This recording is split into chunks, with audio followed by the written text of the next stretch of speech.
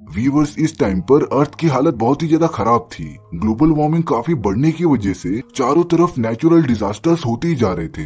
दिन में जला देने वाली गर्मी होती थी और रात के टाइम पर सारी जगह पर पानी भर जाता था। इसीलिए सारे लोग अपना काम रात को ही किया करते थे।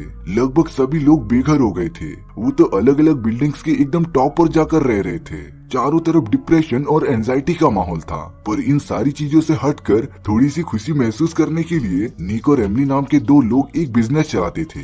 उन्होंने मिलकर एक ऐसी मशीन बनाई थी जो लोगों के पास्ट में हुए अच्छे अच्छे एक्सपीरियंस को नोट करके उन्हें वापस से उन्हीं विजुअल्स में लेके जाती थी, जिसकी वजह से सारे लोग अपने पास्ट में हुई अच्छी चीजों को देखकर बहुत ही ज्यादा खुश हो जाते थे।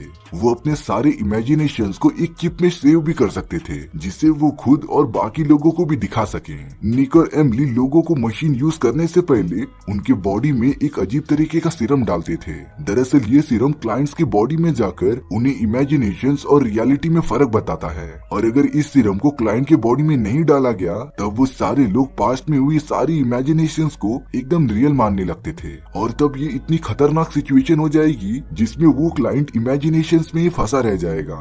निक और एमिली इसी तरीके से कुछ पैसे लेकर क्लाइंट्स को उनके पास्ट की इमेजिनेशंस दिखाते थे। एक दिन जब वो दोनों अपना बिजनेस बंद करने जा रहे होते हैं तभी एक बहुत ही ब्यूटीफुल औरत जिसका नाम मे था वो वहाँ पर आ गई थी। दरअसल मे के रूम की चाबी कहीं खो गई थी, इसीलिए वो निक और एमिली की मशीन का यूज करके अपने पास्ट में हुए इमेजिनेशंस में जाना चाहती थी ताकि वो अपनी चाबी ढूंढ सके। निक तो मे को देखकर एकदम से शॉक रह जाता है, और ये वन साइडेड लव ही था क्योंकि निक ने मे जैसी खूबसूरत औरत और कभी नहीं देखी थी। एमिली तो मे को मना कर देती है क्योंकि उनकी दुकान बंद हो चुकी थी, पर निक तो मे पर पूरा लट्टू हो चुका था, इसीलिए वो मे को डिवाइस यूज कराने लेकर चला जाता है। उसने मे को सारे प्रिकॉशंस बताकर डिवाइस यूज करने के लिए भेज दिया था। इसके बाद निक मे के इमेजिनेशंस में देख पा रहा था कि वो अपने रूम में कुछ काम कर रही थी, और तभी उसकी चाबी बेड के नीचे गिर जाती है, यानी कि मे को उसकी चाबी मिल गई थी। पर ये सब होने के बाद भी निक मे के और भी सारी यादों को देखता रहता है। थोड़ी देर बाद निक को पता चला कि मे एक बार में गाना गाती थी, और अब तो निक पूरी तरीके से मे से प्यार करने लगा था।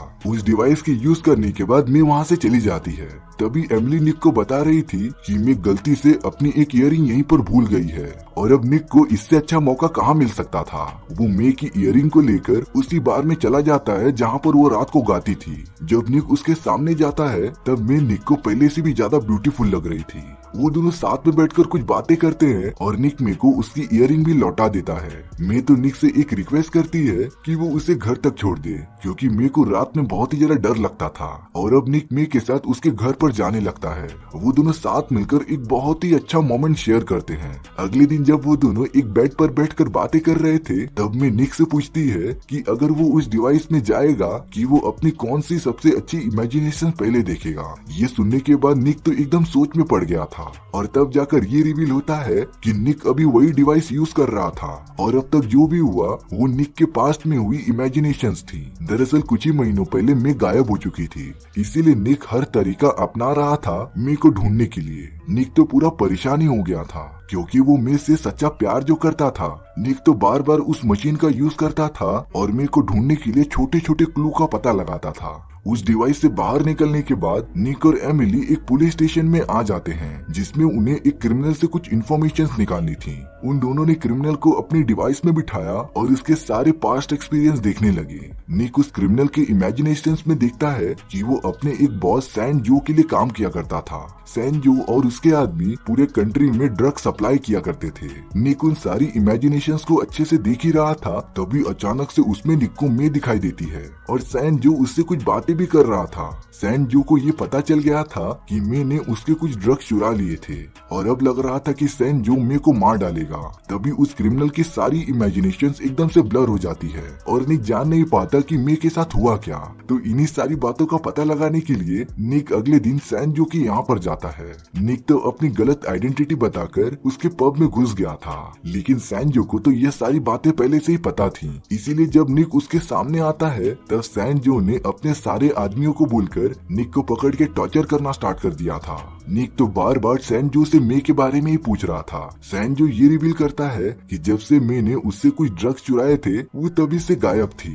सैनजो के लोग लगातार निक को पानी के अंदर डुबाते ही जा रहे थे, लेकिन सही टाइम पे उस जगह एमिली आ गई थी, जो गन की मदद से सैनजो और उसके सभी लोगों को मारना स्टार्ट कर देती है।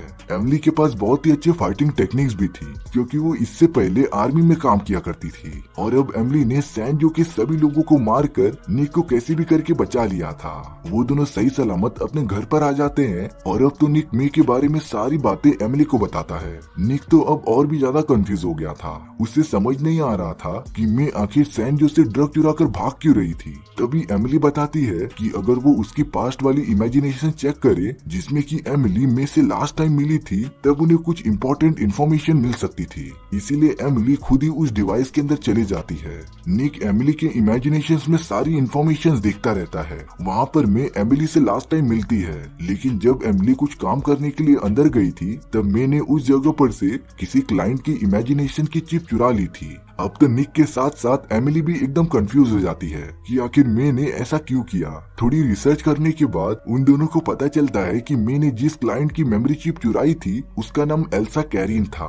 इसीलिए वो दोनों एल्सा के बारे में और पता करने के लिए उसके घर पर चले जाते हैं। थोड़ी इन्वेस्टिगेशन करने के बाद निक को पता चलता है कि एल्सा मर चुकी है और उसके बेटे को ब्राउन बालों वाली एक औरत ने किडनैप कर लिया था। निक ये सारी क्लू देखकर समझ जाता है कि ये सब जरूर मे ने ही किया होगा। सच में अब निक का दिमाग एकदम से फटने वाला था, यानी कि उसने जिससे प्यार किया था वो एक बहुत ही बड़ी क्रिमिनल थी। निक और कुछ सोच पाता तभी उसके ऊपर किसी ने लगातार हमला कर दिया था, जो निक को अगली बार यहाँ आने से मना कर रहा था। निक ने उसका चेहरा अच्छे से देखा नहीं था, इसीलिए वो घर पर आकर अपनी इमेजिनेशंस को अच्छे से देखता रहता है। निक की इमेजिनेशंस में एमिली ने उस आदमी का चेहरा देख लिया था, जो और कोई नहीं बल्कि साइरस नाम का एक पुलिस ऑफिसर था, और वो तो सैनजो के लिए काम किया करता था। इन सारी बातों का और पता लगाने के लिए निक और एमिली तुरंत ही पुलिस स्टेशन में चले जाते हैं, लेकिन पुलिस स्टेशन के बाहर बहुत सारे लोग जमा हुए थे। दरअसल एक बहुत ही बड़े बिजनेसमैन की मौत हो गई थी और अब उसकी वाइफ लिया और उसका बेटा तमायो बहुत ही ज्यादा अकेले हो जाते हैं। निक जब लिया को देखता है तो वो उसे पहचान गया था, क्योंकि लिया बहुत बार निक के पास आई थी उसका डिवाइस यूज करने के लिए। इसीलिए अब निक घर पे आकर लिया की सारी पास्ट इमेजिनेशंस देखने लगता है, जिसमें कि वो अपने हस्बैंड के साथ थी। निक ने साइड बाय साइड एल्सा की भी इमेजिनेशंस चालू कर दी थी, जिसमें कि वो अपने बॉयफ्रेंड के साथ बहुत ही अच्छा टाइम स्पेंड कर रही थी।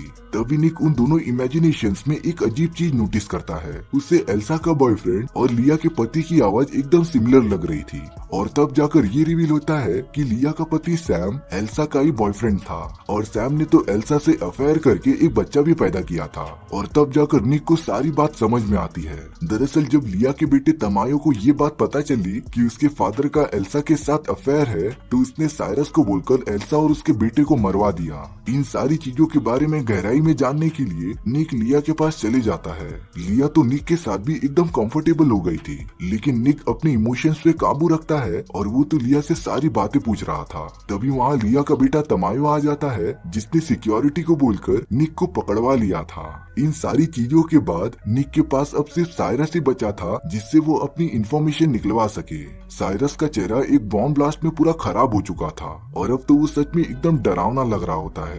निक साइरस से मिया के बारे में सब कुछ पूछ रहा था।